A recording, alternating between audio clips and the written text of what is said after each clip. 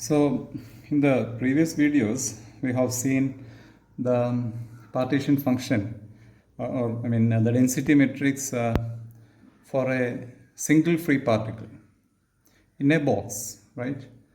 So now we are in a position where we can deal with um,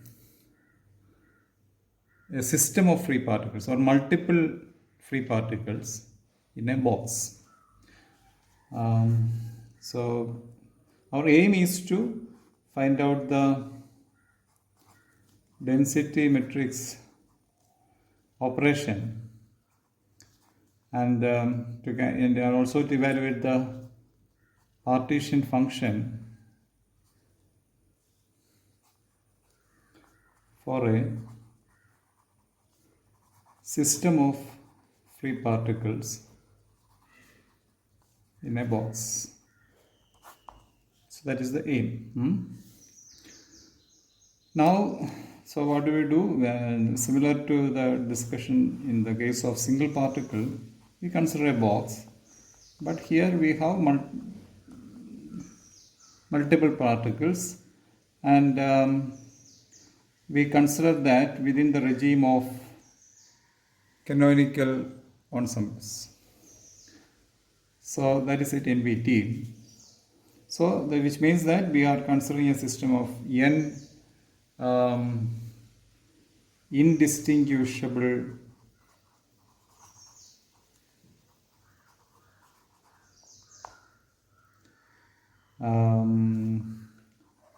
non-interacting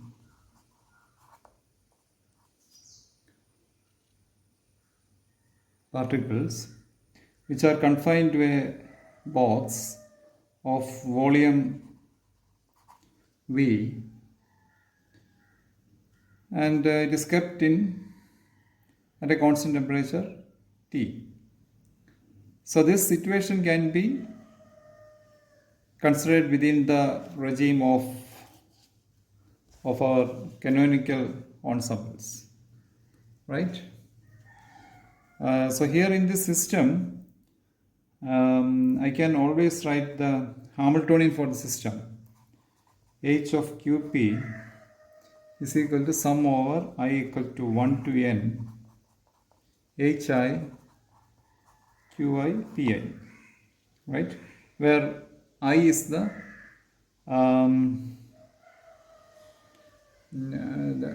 where I denotes a particular particle. So there are total n number of particles. Therefore, I is equal to 1 to n. So let's put this as equation 1. And if I write the Schrodinger equation for that, I can write H of psi E Q is equal to E psi Q. And you know that. The psi is the eigenfunction, E is the eigenvalue of the system, H is the Hamiltonian, right? And I can write the eigenfunction. Here, unlike the case of single particle, here we have multiple particles. So if I consider that a wave function ui or eigenfunction ui as the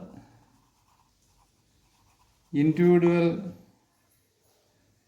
wave function, or it should be rather as wave function of individual non-interacting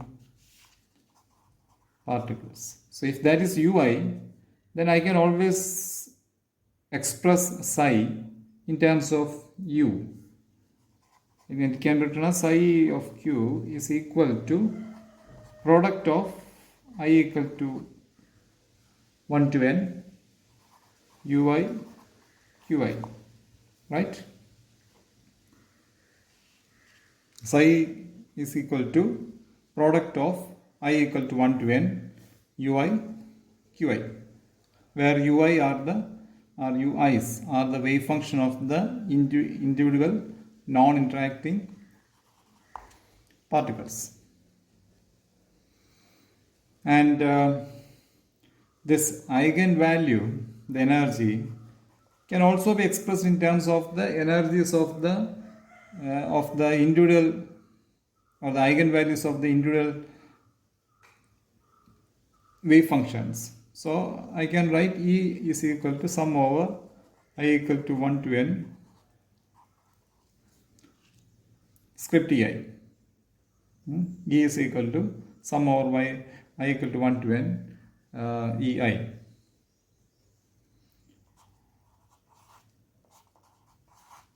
Okay. Now that is the point in which we should be starting to apply the density matrices. Now it would be good to rewind yourself into the discussion into a discussion on the density matrix application into single particle in a box. We will be just following that formalism over here. Only thing is that here we have n number of particles, capital N number of particles, right? So similar to that situation, we can write bracket of R1 up to Rn, rho R1 dash up to Rn dash. So this is the density matrix rho, which represents the probability of transitions or the spontaneous transition between a set of points R1, R2 up to Rn and R1 dash, R2 dash up to Rn dash. But always we know that this is a system of multiple particles. So therefore, the particles are considered to be identical, and they are therefore indistinguishable. So it shouldn't matter why in a general situation, it shouldn't matter if the particle A went to position 1, or the particle 1 went to the position A, or particle 2 went to the position A on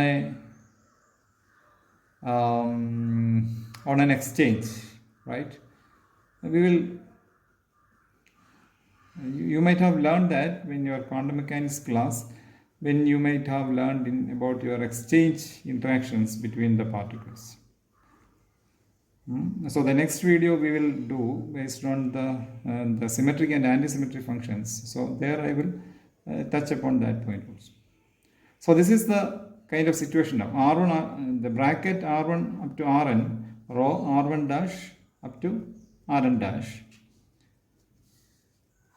is equal to, you know the expression, right? We have written that during our general expression in our canonical ensembles, that e raised to minus beta h by the trace of that function, or e raised to minus beta h by q and beta. So therefore, and also we have applied that for the single particles. So we can write this as equal to sine bracket R1 Rn e raised to minus beta h R1 dash Rn dash divided by q and beta. Right? So this is the function which this is the expression which we should be dealing with.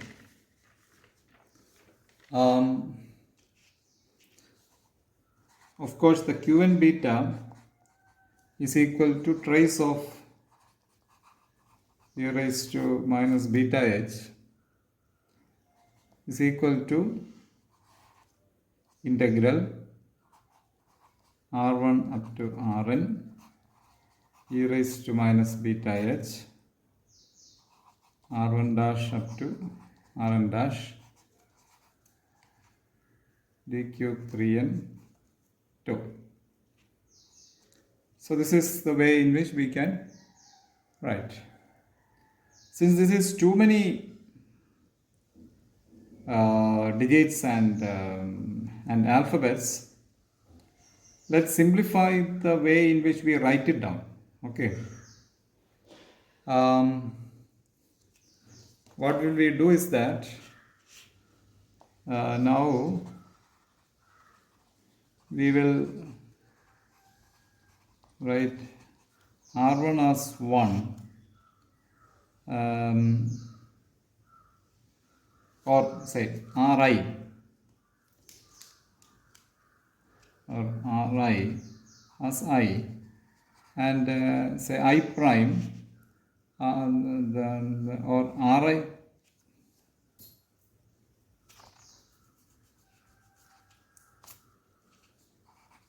Ri prime as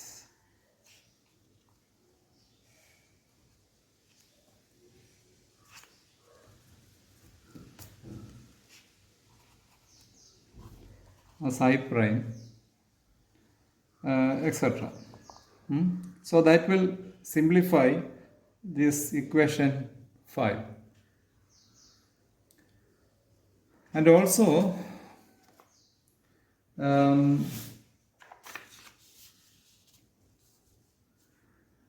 our wave function psi let it denote the eigenfunction of the Hamiltonian.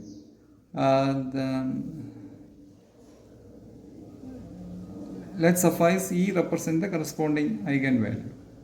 So in that situation, similar to the one of the expressions which we have written there, in the previous derivation of single particle, we have written R e raised to minus beta h R dash is equal to sum over E R E, right?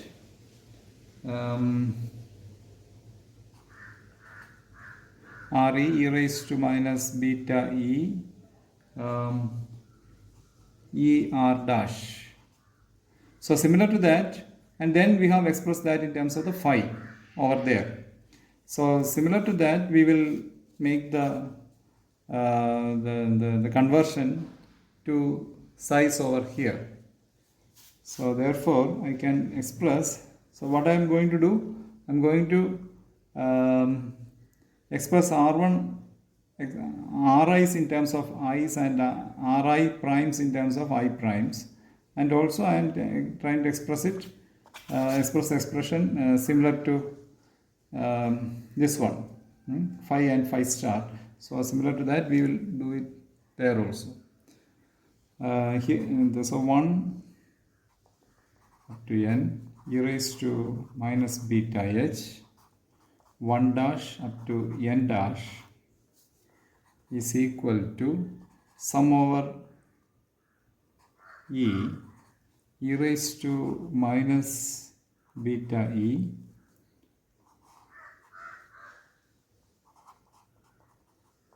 psi 1 to n into psi star 1 prime up to n prime. Right? So this is just similar to what I indicate over here, what we have already done in terms of, in the case of single particles.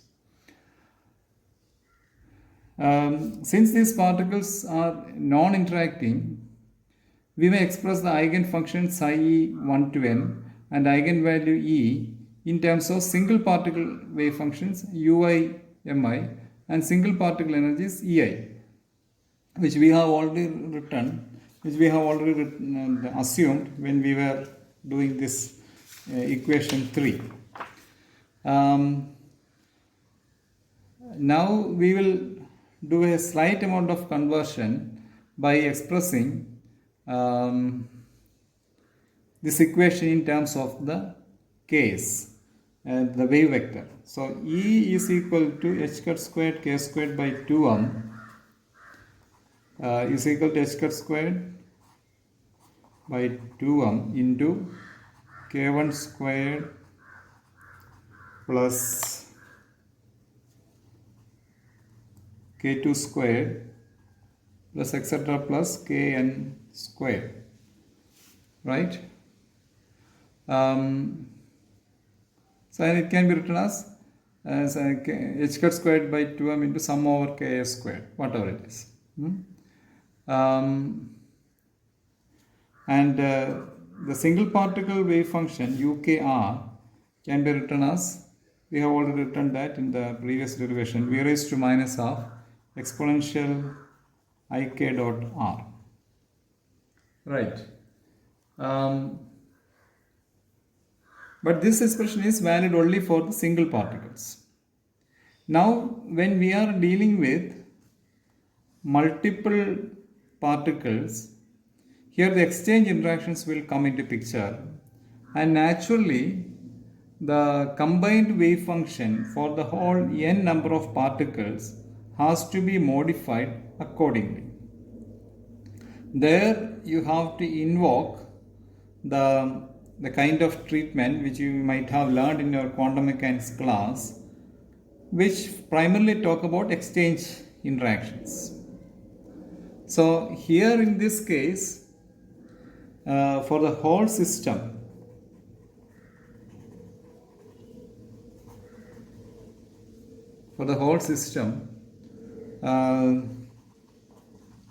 the wave function can now be expressed as psi k up to 1 up to n is equal to n prime raised to minus half sum over p. I will explain what all those terms means by sum over p delta pp uk1 1 up to ukn n. So this is the kind of expression which you should be, you might be envisioning. So here the p terms represents the permutation, and therefore delta pp must be representing the so-called symmetric and anti-symmetric wave functions. So this expression basically represents the wave function for the whole system, having, here the system is a particle, n particles in a closed box. So the wave function for the whole system of particles in the box can be represented as psi k of 1 to n equal to n factorial raised to minus half sum over p delta pp into uk 1 1 up to uk n n, where uk u represents the wave functions of the single particles, right? So this k1 here this 1 means that it is in the position vector r1. This n means that this particle is in the position vector rn, right?